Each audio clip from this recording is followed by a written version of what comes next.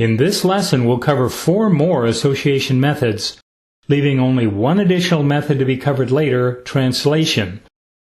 The translation process is somewhat involved and requires special attention.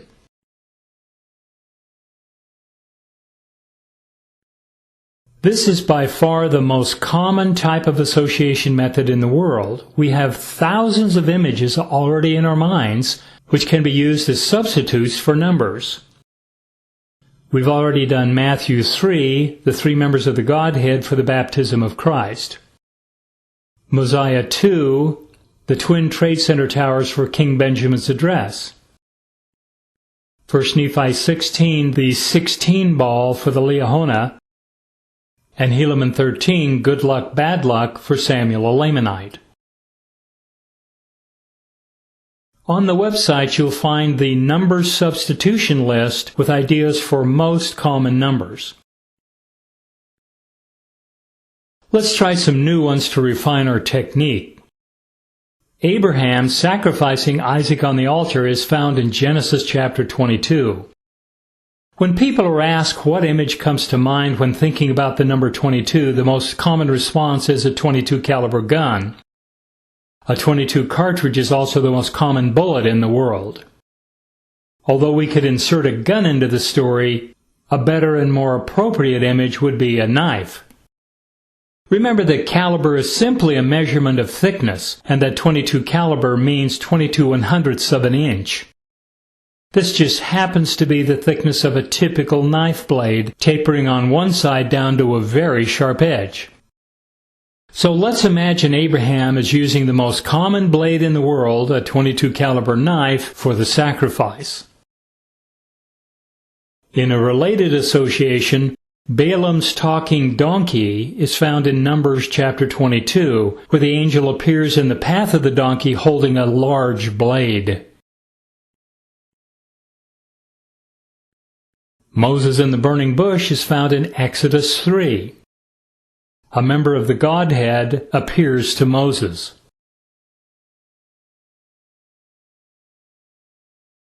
Likewise, in Ether 3, the brother of Jared sees the finger of the Lord. Same association.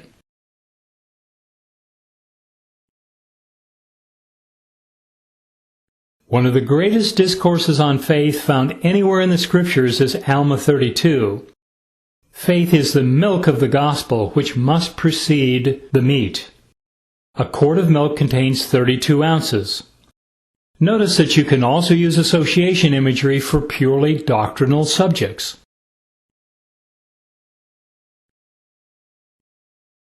Jesus calms the storm in Matthew chapter 8. A stop sign has 8 signs.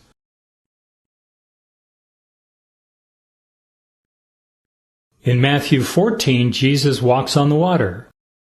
Christ represents the 1 walking on the water, and the sail of the boat is the 4.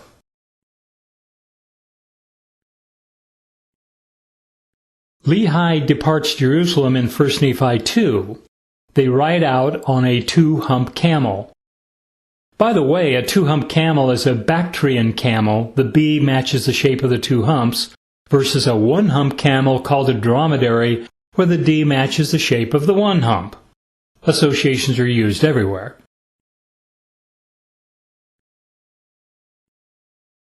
In 1 Nephi 13, Nephi sees a vision of the discovery of America. From the number substitution list on the website, we find these substitutions for the number 13. Baker's dozen, good luck, bad luck, black cat, 13 colonies, Friday the 13th, etc. The 13 colonies is a perfect match, but good news, bad news would also work for this chapter. Good news for the Pilgrims, bad news for the Indians.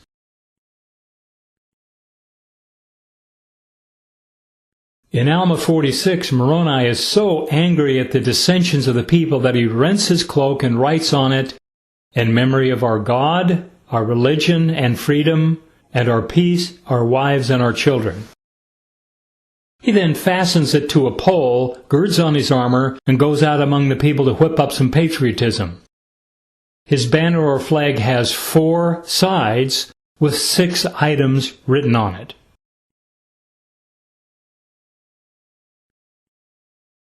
In Alma 55, Captain Moroni decides to free all the Nephite prisoners held in a prison city.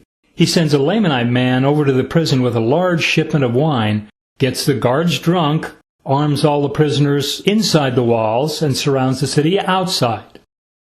When the guards awaken, they are surrounded within and without, and Moroni takes the city without the shedding of blood. Our problem is finding an image for the number 55 which makes sense in this story. The perfect match for this story is a 55-gallon drum. We envision the Lamanite man taking the wine over to the city in a 55-gallon drum.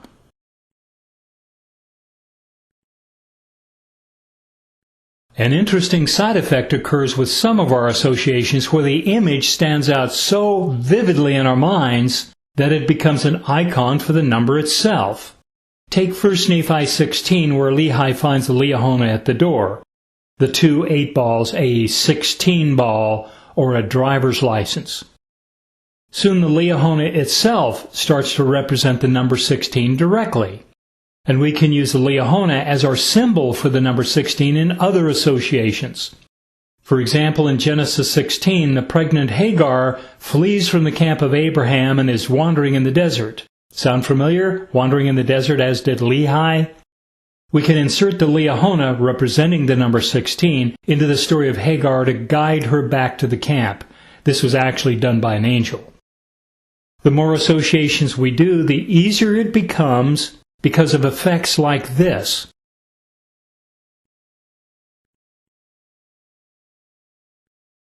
Many stories or doctrinal discourses cover more than one chapter. There are 3 ways to deal with such passages.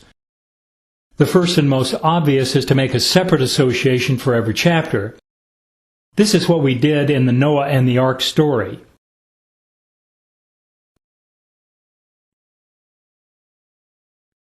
But this is not always needed. The second method is to bracket the story with 2 associations, one for the start of the story and one for the end. We've already done this with Samuel a Lamanite. His sermon goes from Helaman 13 to 16. The 13 is the bad news for the people of Zarahemla. And 16, which is the last chapter of Helaman, is the last we hear from Samuel a Lamanite.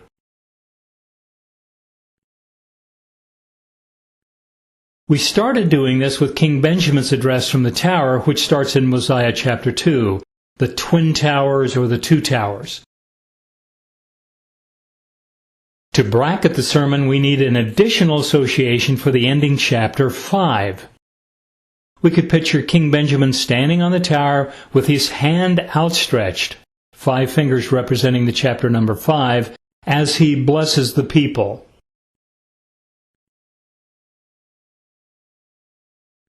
The third method is to use a series association which triggers the content of each of the chapters in series, but does not involve a separate self-contained association for each chapter.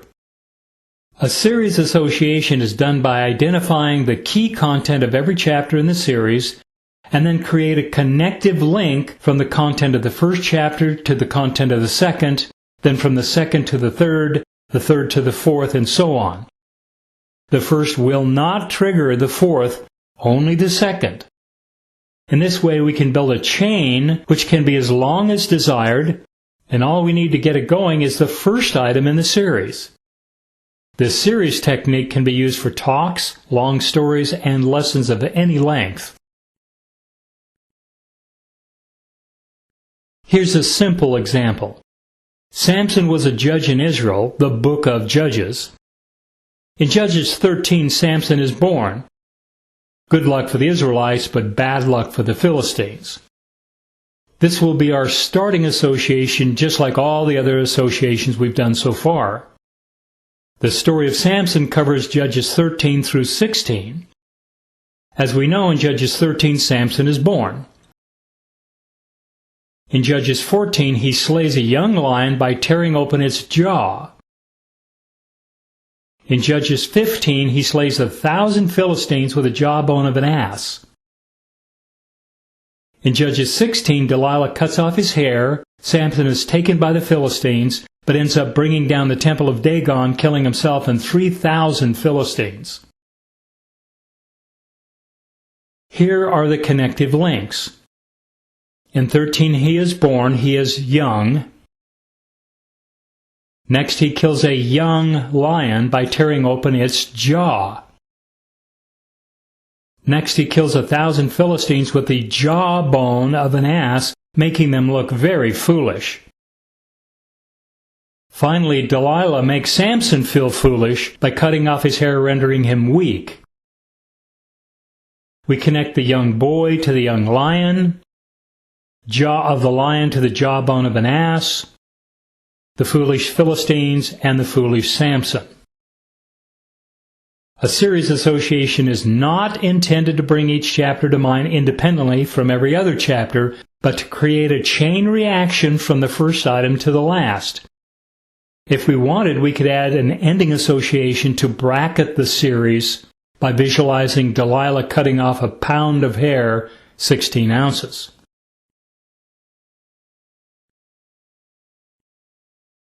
In Alma chapter 8, Amulek feeds Alma the homonyms 8 and 8. The next few chapters are where Alma and Amulek preach to the people of Ammonihah. Specific associations can be made to the contents of each of the chapters as needed. To bracket the end of the story in Alma 14, where Alma and Amulek are imprisoned in a fortified building, then miraculously released, we could use a fortnight, which means 14 days, to tie in the chapter number.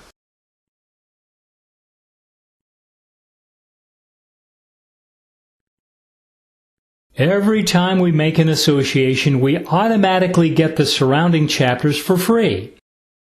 For example, we already know where Nephite coinage is found. Alma 11, the 2 stacks of coins look like the number 11. The reason Mormon goes to such lengths to describe the Nephite monetary system is to give context to the incredibly large bribes Ezra makes to Amulek to deny the existence of a supreme being.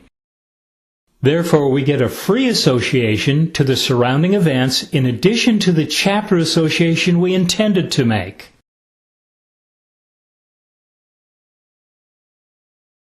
David and Bathsheba in 2 Samuel 11, 2 people standing together, triggers Nathan's stern rebuke of David in chapter 12, where he likens David to a rich man stealing a poor man's only sheep to feed his guests.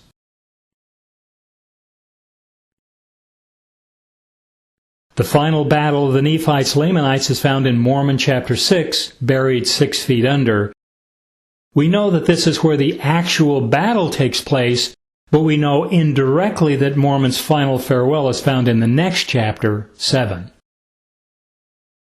An additional obvious association, due to its position, is Mormon chapter 1, where Mormon as a child is called to keep the records of the Nephites by the prophet Ammoron. As our associations increase, so does our understanding. If we associate Nephi's prayer upon his garden tower in Helaman 7, the 7 represents Nephi bowed down praying, we can get the related chapters automatically. This is actually a multi-chapter story where Nephi calls the people to repentance in 7, announces the death of the chief judge by revelation in 8, and identifies the actual murderer in 9. If we are already familiar with the events of the story, then all we need is the starting anchor association of chapter 7, and we get the remaining chapters automatically. When we make an association to one chapter, we create an anchor point which allows us to connect to the contents of adjoining chapters, adding to our knowledge database with very little additional work.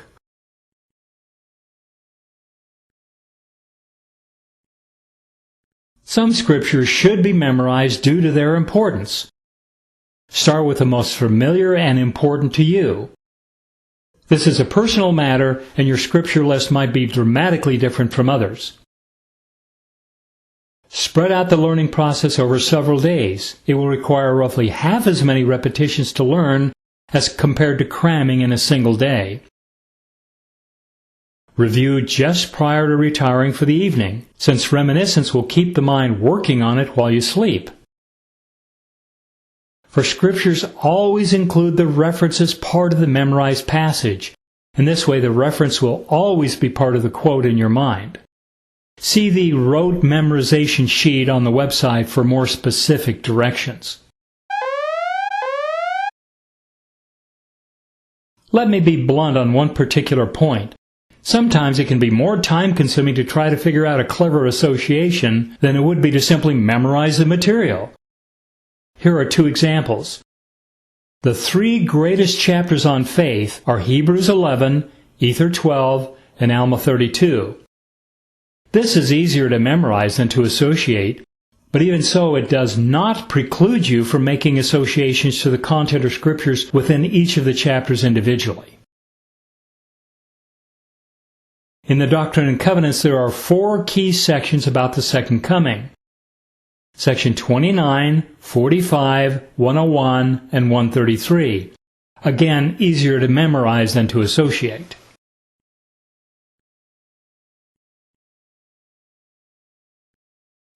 In this lesson, we learned another 25 associations, plus opening up the possibility of many more with chapters surrounding the associations we've already made.